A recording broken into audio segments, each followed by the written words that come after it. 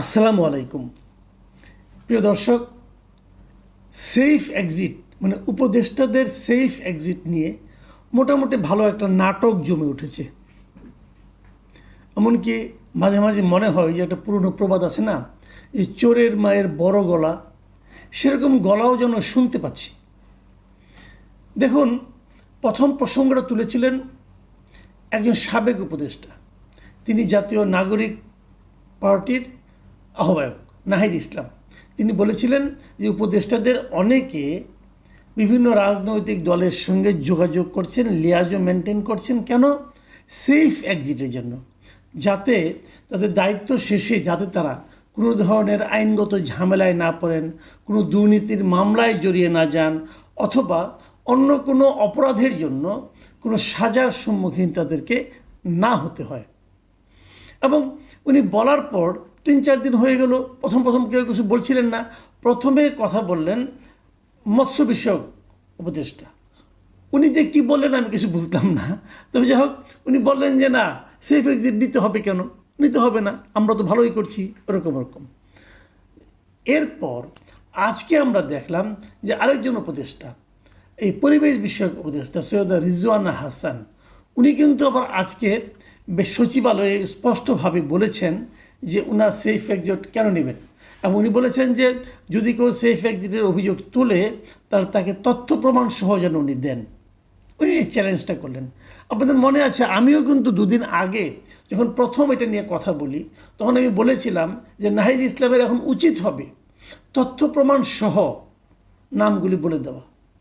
কেন উনি তথ্য প্রমাণ দিবেন না? যখন নাম দিবেন, যদি উনি তথ্য প্রমাণ না দেন, তাহলে তো এটা সবার উপরেই কিন্তু ছড়িয়ে পড়ে। এখন উনি কি প্রেশারের মুখে পড়ে চুপ করে থাকবেন? দেখুন, আপনারা মনে করতে পারবেন আরও কিছুদিন আগে একজন সাবেক সচিব, তিনি প্রশাসন ক্যাডারের একটা অনুষ্ঠানে বলেছিলেন যে এই সরকারের 8 জন উপদেষ্টার ব্যাপারে, তাদের দুর্নীতির ব্যাপারে তথ্য প্রমাণ ওনার কাছে আছে। এবং আছে যে এটা বলার পর নানা রকম হইচই হয়েছে। উনি কিন্তু 8 জনের কারো নাম দেননি। নাম না দেওয়ার ফলে পরের দিন দেখলাম উনি চুপ হয়ে গেলেন, আর কেউ কিছু বললেন না। আমি সন্দেহ করি, আবারও বলছি, আমি সন্দেহ করি ওই 8 জন বোধহয় ওনার সঙ্গে যোগাযোগ করেছেন, করে ওনাকে কিছু টাকা পয়সা দিয়ে থামিয়ে দিয়েছেন। এবং উনিও, ওই লোকটা যিনি সাবেক সচিব, এবং উনি একসময় খালেদা জিয়ার খুব ঘনিষ্ঠ ছিলেন, বিএনপির খুব ঘনিষ্ঠ ছিলেন, এখনও খুব ঘনিষ্ঠ আছেন, এবং এই ঘনিষ্ঠতার জোরে উনি অফিসার্স ক্লাবেরও অনেক বড় পদ বাগিয়েছেন, কোনো সন্দেহ নাই। আমি সন্দেহ করি উনি একটা বিপুল পরিমাণ অর্থ পাওয়ার জন্যই ওই 8 জনের নাম বলেছিলেন। ওনার কাছে তথ্য প্রমাণ নেই এটা আমি বিশ্বাস করি না, আমি মনে করি আছে। তথ্য প্রমাণ না থাকলে উনি ওভাবে কথাটা বলতেন না প্রকাশ্যে। এবং যখন বলেছেন, তার সামনে থাকা সমস্ত সচিব এবং প্রশাসন ক্যাডারের অন্য যত লোক ছিল সবাই কিন্তু হাততালি দিয়ে ওনাকে বাহবা দিয়েছেন।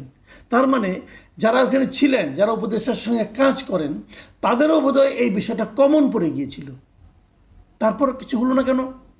কেন সবাই চুপ হয়ে গেল? উনি তো পারতেন এই 7 জন 8 জন এই যে তথ্য প্রমাণ ওনার কাছে আছে দুদককে দেওয়ার জন্য, উনি তো পারতেন এই 8 জন দুদক যদি কোনো অ্যাকশনে না যায়, উনি এটা প্রেসের কাছে নিয়ে আসতে পারতেন। 8 জন করাপ্ট লোক যদি একটা উপদেষ্টা পরিষদে থাকে, সরকারের মন্ত্রী পরিষদে থাকে, তাহলে দেশটার কী অবস্থা হওয়ার কথা? তাহলে উনি কি দেশের পক্ষে বলেছেন কথাটা, নাকি উপদেষ্টাদেরকে ধমক দিয়ে নিজের পক্ষে কিছু মাল কামাই করার জন্য বলেছেন, নাকি উপদেষ্টাদেরকে হেল্প করেছেন? কোনটা? এখানে সবচেয়ে ভালো পদ্ধতি হলো উনি যে দেশের পক্ষে, জনগণের পক্ষে কথাটা বলতেন, সেক্ষেত্রে ওনার নামগুলি প্রকাশ করা ফরজ ছিল। উনি ফরজ লঙ্ঘন করেছেন। ওনার ফরজ লঙ্ঘন করার জন্য আমি মনে করি ওনার কবিরা গুনাহ হয়েছে। উনি ভয়ঙ্কর অন্যায় করেছেন। আমি কবিরা গুনাহ কথাটা এমনি বলার জন্য বললাম, কিন্তু উনি ভয়ঙ্কর অন্যায় করেছেন। উনি লেনদেন করে চুপ হয়ে গেছেন। একই রকম কথা আমি এখানেও বলবো। নাহিদ ইসলাম কি নামগুলি বলবেন? যদি নাম না বলেন, তাহলে আমি মনে করব উনিও লেনদেনের মাধ্যমে চুপ হয়ে যাচ্ছেন। মালপানি পেয়েছেন, অথবা সুযোগ সুবিধা পেয়েছেন, ক্যাশ অর কাইন্ড, আমি জানি না। এবং এগুলোর পরে আজকে দেখলাম সৈয়দ রিজওয়ানা হাসানও কিন্তু একই চ্যালেঞ্জ করলেন যে অভিযোগগুলির তথ্য প্রমাণ ওনারা দিচ্ছেন না কেন? পরিষ্কার তথ্য প্রমাণ তুলে ধরার আহ্বান জানিয়েছেন। এবং উনি বলেছেন, ওনার কথাটা শুনুন উনি কী বলেছেন। উনি বলেছেন যে উনি মানে নাহিদ ইসলাম এটা উনি অভিমান থেকে বলেছেন নাকি ওনার কোনো একটা ব্যাপারে গ্রিভেন্স আছে, এই বিষয়গুলো ওনাকে পরিষ্কার করতে হবে। তাকে তার বক্তব্যকে সাবস্ট্যান্সিয়েট করতে হবে। তার মানে কি হচ্ছে, উনি সম্ভবত দুটো জিনিস দেখেছেন। একটা হলো যে ওনার নিজস্ব কোনো ক্ষোভ আছে অথবা ওনার কোনো অভিমান আছে। নেইটা কি? নেই হলো সত্যতা। তার মানে রিজওয়ানা হাসানের কথায় নাহিদ ইসলাম একজন মিথ্যাবাদী। কথা পরিষ্কার ভাই, কথা পরিষ্কার। এখন নাহিদ ইসলাম কি ওনার এই মিথ্যাবাদী এই বিশেষণটা নামের সঙ্গে জুড়ে নিয়েই বাকি সময় কাটাবেন, নাকি সত্যবাদী হিসাবে নিজের অবস্থানটাকে ক্লিয়ার করতে চাইবেন? কেউ কেউ তো বলবেন আমি নাহিদ ইসলামকে উস্কে দিচ্ছি। যদি বলেন আমি তার সঙ্গে একমত, আমি উস্কে দিচ্ছি।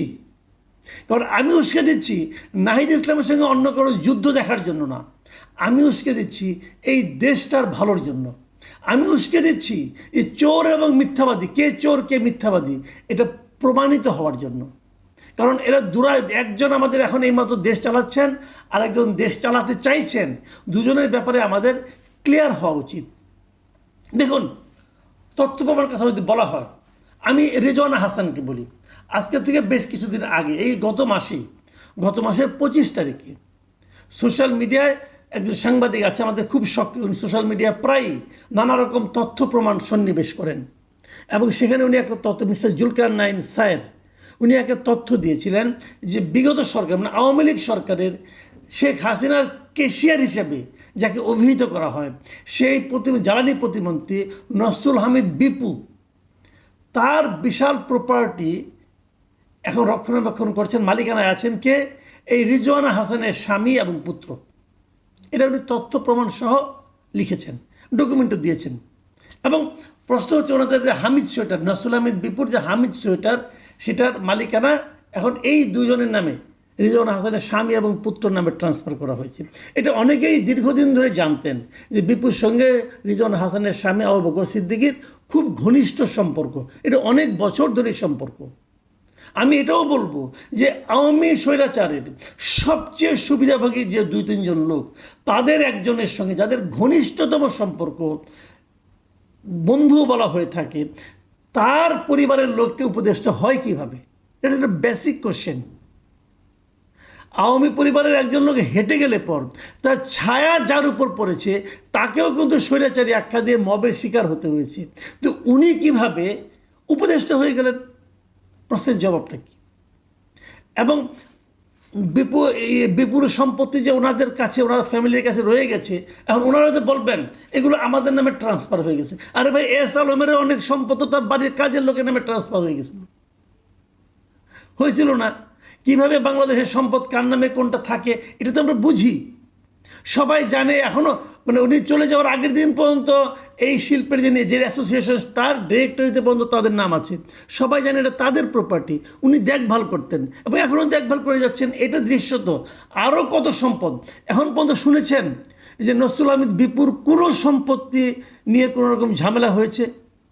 উনি তো শেখ হাসিনার কেশিয়ার ছিলেন রে ভাই, তার প্রপার্টি কিন্তু খুব নিরাপদ আছে। উনি অত্যন্ত নিরাপত্তার মধ্যে দেশ ত্যাগ করতে পেরেছেন। কার ছত্র ছায়ায়? কিভাবে? এই সমস্ত প্রশ্নের জবাব কি সৈয়দ রিজওয়ানা হাসান দিয়েছেন? উনি এখন নাহিদ ইসলামের কাছে প্রশ্ন চাচ্ছেন কেন? আপনি এটাকে ক্লিয়ার করেন ভাই, আপনি নামে উত্থাপিত ক্লিয়ার করতে পেরেছেন? আমরা গতকালকে দেখেছি যে একটা নিউজ দেখলাম আমরা প্রথম আলোতে, দুটো বেসরকারি টেলিভিশনকে এই সরকার আগের নিয়মে মানে স্বৈরাচারী সরকার যেভাবে চালাতো সেই নিয়মে দুটো বেসরকারি টেলিভিশনকে অনুমোদন দেওয়া হয়েছে। এই অনুমোদন দিয়েছে তারা কারা? দুজনের নামে আরিফুর রহমান, একজন আরিফুর রহমান, একজন আরিফুর রহমান তুহিন। এরা কারা? এদের একমাত্র পরিচয় হলো এরা নাগরিক পার্টির সঙ্গে অথবা নাগরিক পার্টির আগে যে নাগরিক কমিটি ছিল তাদের সঙ্গে রিলেটেড। তার মানে ওরা নিজেদের দুজন লোককে দিয়েছেন। নুরুল হক নূর, যাকে ভিপি নূর হিসেবে সবাই চিনে, গণ অধিকার পরিষদের যিনি মূল নেতা, তিনি আজকে বলেছেন যে এদেরকে তো আমি চিনি, এরা তো একসময় আমার সঙ্গে আন্দোলন করতো, আমার সঙ্গে সংগঠন করতো। এদের তো ঢাকা শহরে সংসার চালানোর অবস্থা নাই। এদের একজন একটা ইংরেজি পত্রিকা চাকরি করতো, আরেকজন একটা পত্রিকার ঢাকা বিশ্ববিদ্যালয়ের রিপোর্টার ছিল। দেখেন ভাই, আমি অনেক বছর, প্রায় 3 দশকের বেশি সময় ধরে সাংবাদিকতা করি। কোন সাংবাদিকতা মানে কোন পত্রিকার কেমন বেতন স্কেল, এটা আমি খুব ভালোভাবে জানি। একটা বিশ্ববিদ্যালয়ের রিপোর্টার কত হাজার টাকা বেতন পায় এটাও আমি জানি। 10-12 হাজার টাকার উপরে কেউ বিশ্ববিদ্যালয়ের রিপোর্টার বেতন পায় না ভাই। তো তারা সংসার চালাতে পারতো না আগে, তারা টিভির মালিক হয়ে গেল। টেলিভিশন চালাতে গেলে প্রথমত নিয়ম আছে, কিন্তু আপনি টিভিটা চালাবেন, আপনার প্রপার্টি দেখাতে হবে, আপনার ব্যবসা দেখাতে হবে, আপনার ইনকাম ট্যাক্স দেখাতে হবে। এগুলো এরা কীভাবে দেখালো? এদের সম্পর্কে কে না জানে? মালিক হয়ে গেল। কে মালিক? তাদের লাইসেন্স দিল, তথ্য মন্ত্রণালয় দিল। তথ্য মন্ত্রণালয়ের দায়িত্বে কে আছেন? মাহফুজ আলম আছেন। কয়েকদিন আগে এই মাহফুজ আলম কয়েকদিন আগে সিজিএসের একটা প্রোগ্রামে বড় বড় কথা বলেছেন, কিন্তু কথা বলে আমারও ভালো লেগেছিল যে কীভাবে সরকার গঠন হওয়ার পরে আওয়ামী লীগ আর জামাত বিভিন্ন পদ দখল করেছে বলেছিলেন। কিন্তু ওইখানে আরেকজন সাংবাদিক মিস্টার কামাল আহমেদ, যিনি ডেইলি স্টারে আছেন এবং উনি এই গণমাধ্যম সংস্কার কমিশনের চেয়ারম্যান ছিলেন, উনি জিজ্ঞাসা করেছিলেন তাকে, আপনারা নতুন একটা টেলিভিশন দিচ্ছেন কিনা? মাহফুজ আলম মুখ পুষে না করেছে, না আমরা দিচ্ছি না। তার 1 সপ্তাহের মধ্যে দেখলাম 2টা টেলিভিশনের পারমিশন হয়ে গেল। মাহফুজ আলম এবার কী বলবেন? মাল খেয়েছেন? আমি তো সন্দেহ করি। আপনার এই সন্দেহ মোচন করা আপনার দায়িত্ব। আপনি 2 দিন আগে বলেছেন যে আপনারা কোনো টেলিভিশনের লাইসেন্স দিচ্ছেন না। তার 1 সপ্তাহ না যেতে আমার দেখলাম যে 2টা টেলিভিশন লাইসেন্স পেয়ে গেল। তারা কারা? আপনাদের সঙ্গে সংশ্লিষ্ট ব্যক্তিরা। ভাই, এটা কি বলে স্বজনপ্রীতি বলা হয়? স্বজনপ্রীতি কি অন্যায় নয়? যারা স্বজনপ্রীতি করবেন তারা কি আগামী সরকারের জন্য কেউ আসবে, যদি কোনো গণতান্ত্রিক সরকার আসে, যদি কোনো সেন্সিবল গভর্নমেন্ট আসে, তারা কি এই স্বজনপ্রীতিগুলোর জন্য তার বিচারের মুখোমুখি এদেরকে করবেন না? করবেন তো। এবং করবেন বলেই এই আশঙ্কা থেকেই তারা কিন্তু এখন সেফ এক্সিট খুঁজছেন। অস্বীকার করে লাভ নাই, বলুন, কথা বলুন। আমরা আরও অনেক ঘটনা জানি। আজকে কোনো উপদেষ্টা পদত্যাগ করুন, কালকে দেখবেন তার বিরুদ্ধে কত অভিযোগ চলে আসে। এখন অনেকে ভয়ে বলে না, কারণ উপদেষ্টাদের সঙ্গে অনেকের সম্পর্ক আছে, কারে কোন প্যাচে ফেলাই দেয় তাদের কোনো ঠিক নাই। কিন্তু এখন কেউ কিছু বলে না। যখন শেখ হাসিনা যখন ক্ষমতায় ছিল, শেখ হাসিনার অনেক অন্যায়ের বিরুদ্ধে কেউ কথা বলতে সাহস পেত না। তো পলিটিক্যাল লিডাররা মেঠো বক্তৃতা করতেন, এর চেয়ে বেশি কিছু হতো না। এখন তো সব বেরিয়ে আসছে, এটাই হয়। কাজেই চলে যাওয়ার আগে আপনারা অনেক কিছু হয়তো জানবেন। তো এই যে বিষয়গুলো ভাই, এগুলোর তো একটা বিচার হওয়া দরকার। আর ওই বড় বড় কথা না বলে আত্মপক্ষ সমর্থন আপনি জবাব দেন। রিজওয়ান হাসান বললেই পারেন, দেখান আপনাদের সঙ্গে নসরুল আহমেদ বিপুর পারিবারিক সম্পর্ক আছে কিনা দেখান, বললেই তো হয়।